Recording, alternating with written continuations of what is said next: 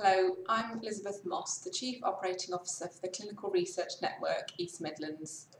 This is my video blog for the month of June 2016 and I'm recording this from my Leicester office.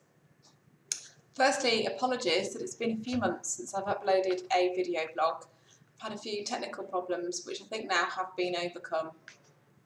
In this video, I'm going to summarise 2015-16 and our performance and achievements, and briefly talk about 2016-17 and the activities that we're beginning to undertake. So first of all, looking back, last year we had some really significant achievements, and not least that was our performance in delivering studies to time and target for the life sciences industry. So our commercial performance increased from 50% of studies last year, just over 50%, in 14-15 of those studies, commercial studies, were recruiting to time and target, to over 70% of our studies and the portfolio have recruited to time and target in the commercial field. Now this shows a really significant improvement, and I'm really impressed that we've got these figures to share. Now of course I'm hoping that this year, 16-17, we will achieve our national goal, which is 80% of studies recruiting to time and target within our commercial portfolio, and I am very confident that we will be able to do this. Lots of changes have been made to the way that we support and manage investigators and studies throughout the life cycle, and I believe that we will reach 80% of our commercial portfolio delivering well this year. Other highlights have been that we've recruited across all 30 clinical specialties this year, which really is excellent and shows a good spread of activity across the region. Particular specialties where we've done incredibly well are primary care. Again, that remains a strong area of our portfolio, with good engagement across primary care clinicians with general practices. And also throughout Division 2 and the different specialties in there, we've done incredibly well. Again, diabetes remains a strong area for us, but as is true for renal, cardiovascular, stroke, and a number of other specialties, we really have done very well in Division 2.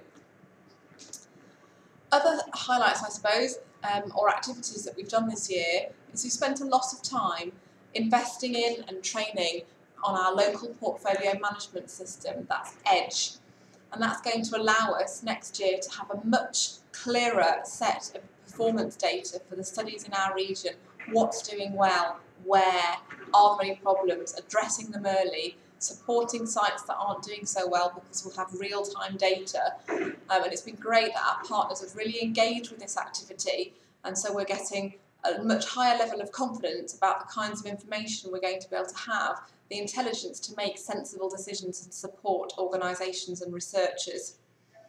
We've also, last year, had for the first time our Research Awards. This was a fantastic celebration that was held in April and recognised performance for the preceding year. There were 7 different categories for nominations, and we had over 100 nominations for the awards. It was a very well attended evening, and I'm very keen that we continue to have that award ceremony next year, promote it throughout the year to have a good level of applications again, and we can reward and recognise more of the successes into next year. So now looking into 2016-17, we're nearly 3 months into that year, so it's worth reminding everybody of what our priorities are going to be.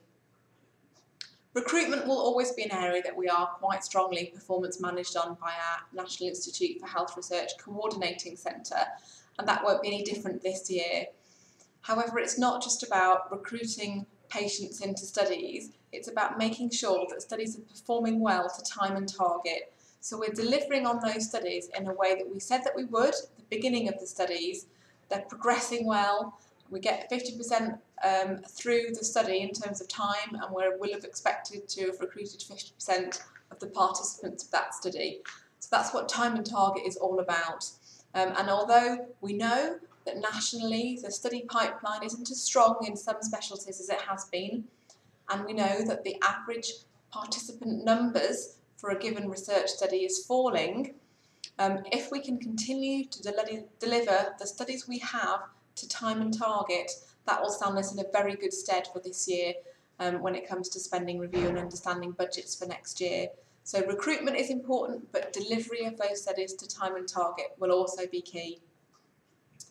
As indeed will continuing to deliver the life sciences. So those commercial industry studies that we've worked really hard on this year will be something we want to maintain and improve our performance for next year, for this current year, 16-17.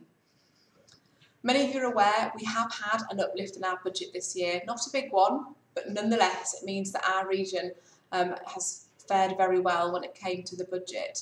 So what we need to ensure is that additional funding is invested and used to best effect, to bring us a really good return on investment, and that will mean we're in a good position looking into next year's budget. So using that budget uplift to good effect. We've recently had a round of strategic funding whereby we made a funding pot available of just over 400,000 and received applications from across the region of over £2 million. So clearly there's a lot of people out there with great ideas, and unfortunately we're not going to be able to give funding to every single bid, but we have been able to fund a lot of bids, perhaps some at a lower level, so that we've got a good spread of activity across our organisations and specialties. So I'm confident that if we make good investments this year, it will bring further return in future years. One of the priorities as well this year is the rollout of the Study Support Service. This is a national initiative and we will be delivering that here in the East Midlands. So the governance landscape has changed. We no longer have RM&G approval or NHS Trust permission. It's very much now working with the HRA, which is a national body providing one level of approval, and then individual NHS organisations assessing, arranging and confirming their capacity and capability to deliver research projects. And the Study Support Service runs very much hand in glove with that. So it's around supporting researchers right from the beginning with early contact and supporting chief investigators all the way through with feasibility, site selection, performance management as the study progresses. And this service is formally launched will be formally launched on the 1st of July, but a lot of it is around reconfirming and clarifying the kind of support that the Clinical Research Network has offered for several years, and before that, the different networks in their various guises. So the Study Support Service will be launched in July, and there will be an awful lot of support available to researchers throughout that research pathway. The only other thing I wanted to mention at the end of my video blog is that this year, 2016, we formally celebrate that the National Institute for Health Research is 10 years old. So over the last 10 years, a lot of investment has been made in infrastructure, support arrangements, individuals, organisations to deliver research to improve the health and wealth of the nation.